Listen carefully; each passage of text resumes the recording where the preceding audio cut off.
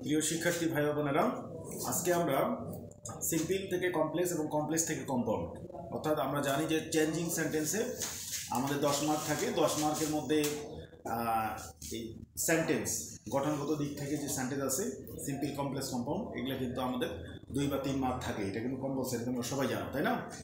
তো আমরা কতগুলো ইম্পর্টেন্ট রুলস নিয়ে আমরা একটু আলোচনা করি। হ্যাঁ, simple sentence, complex sentence, compound sentence. আমরা যে এখানে এই পাশে সিম্পলের যে ঘরে দেখতে পাচ্ছি, হ্যাঁ, এই যে ইনস্পাইট অফ এবং ডিসপাইট, এটার মানে জানেন? মানে ইনস্পাইট অফ ডিসপাইট সত্ত্বেও, ইনস্পাইট অফ ডিসপাইট থাকলে আমরা অবশ্যই 100% শিওর থাকবো এটা হচ্ছে সিম্পল সেন্টেন্স। ক্লিয়ার? আর যদি ইনস্পাইট অফ ডিসপাইট দিয়ে থাকে তাহলে কমপ্লেক্স যদি করতে বলে তাহলে মনে রাখবেন যে অবশ্যই দো এবং অল দো ব্যবহার করতে হবে। কি ব্যবহার করতে হবে? দো। ঠিক আছে। আর কম্পাউন্ড সেন্টেন্স যদি করতে বলে ইনস্পাইট অফ ডিসপাইট বা দো অল দো দিয়ে যদি থাকে, যদি বলে কম্পাউন্ড করো, তাহলে অবশ্যই মনে রাখবেন কি দিয়ে করবো? পার্ট দিয়ে করবো। গুড। তাহলে আমাদের মুখস্থ রাখতে হবে যে ইনস্পাইট অফ ডিসপাইট দো অল দো পার্ট। তাহলে আমি যদি বলি দো অল দো কোন সেন্টেন্স? Complex sentence.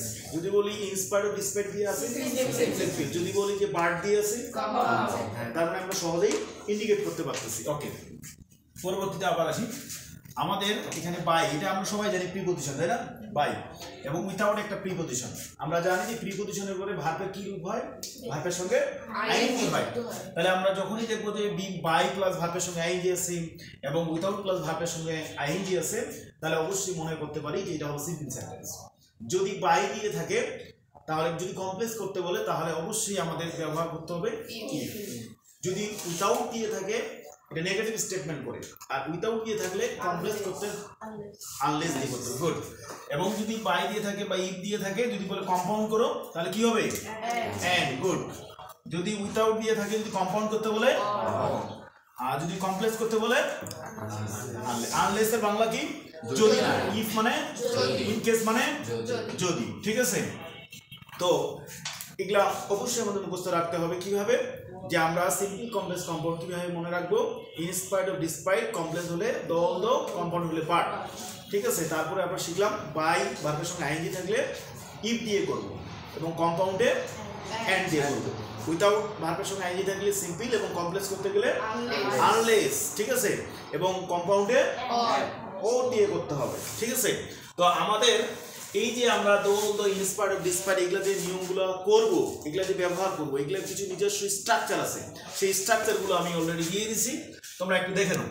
যদি আমরা ইনস্পাইট অফ বা ডিসপাইট দিয়ে বাক্যটাকে সাজাই তাহলে স্ট্রাকচারটা কিভাবে সাজাবো? হ্যাঁ, তাহলে ইনস্পাইট অফ, এরপরে ইনস্পাইট অফ অথবা ডিসপাইট যে কোনো একটা লিখবো। ঠিক আছে। এরপরে পসেসিভ লিখবো, অর্থাৎ আমাদের প্রথম যে ক্লোজটা থাকবে, প্রথম ক্লোজে যে সাবজেক্টটা থাকবে, সেই সাবজেক্টটার পসেসিভ ফর্ম লিখতে হবে। যেমন যদি থাকে আই, তাহলে পসেসিভ কি হবে? মাই। যদি থাকে হি, তাহলে পসেসিভ কি হবে? হিজ। অর্থাৎ ইনস্পাইট অফ ডিসপাইট এর পরে সাবজেক্টের পসেসিভ লিখতে হবে। এরপরে কি লিখবো? নাউন লিখবো। কি লিখবো? নাউন। বাক্যতে অ্যাডজেক্টিভ থাকতে পারে, সেটা নাউন ফর্মে নিতে হবে। তারপরে কি লিখবো? দ্বিতীয় ক্লোজটা সাজাবো। এটা দেওয়াই থাকবে সাধারণত, সাবজেক্ট প্লাস ভার্ব দেখাবো, এটাকে ক্লোজ, তাই না? তো সিম্পল সেন্টেন্স আমরা জানি, কিন্তু একটি সাবজেক্ট থাকবে এবং একটি ফাইনাইট ভার্ব থাকবে, তাই তো? তাহলে এটা আমরা সূত্র মনে রাখবো। এবার আসি যে ইনস্পাইট অফ ডিসপাইট থাকলে যে কমপ্লেক্স দো অল দো দিয়ে করবো, কিভাবে সাজাবো? প্রথমেই আমরা দো অল দো লিখবো, এরপরে একটা ক্লোজ সাজাবো এবং অবশ্যই সাবজেক্ট ভার্ব এক্সটেনশন দেখাবো। দো অল দোর পরে সাবজেক্ট ভার্ব এক্সটেনশন। এর পরবর্তীতে যে ক্লোজটা থাকবে ওইটাতেও কিন্তু সাবজেক্ট এবং ভার্ব প্লাস এক্সটেনশন থাকবে। ঠিক আছে। তারপরে হচ্ছে যে আমরা যদি পার্ট দিয়ে দেখা যাচ্ছে যে আমরা যদি একটা সেন্টেন্স সাজাই পার্ট দিয়ে, তাহলে পার্টের আগে এবং পরে দুইটা ক্লোজ সাজাতে হয় এবং দুই ক্লোজেই অবশ্যই সাবজেক্ট ভার্ব থাকবে এবং সাবজেক্ট ভার্ব থাকবে। পার্টটা কোথায় ব্যবহার হচ্ছে? তাহলে মাঝে ব্যবহার হচ্ছে, কনজাংশন হিসেবে। ঠিক আছে।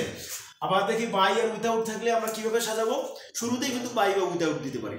এটা এই ক্লোজটা আমরা কিন্তু শেষেও নিতে পারি, সাবজেক্ট ভার্বটা আগে নিতে পারি, অথবা আমরা এই ক্লোজটা আগে নিতে পারি। তাহলে আগে নিলে বাই বা উইদাউট দিয়ে লেখার পরে ভার্বের সঙ্গে আইএনজি করব প্লাস এক্সটেনশন করব। ঠিক আছে। তারপরে দ্বিতীয় ক্লোজ ঠিক থাকবে, subject plus verb plus extension. If বা আনলেস দিয়ে যদি থাকে তাহলে কোন সেন্টেন্স? Complex sentence.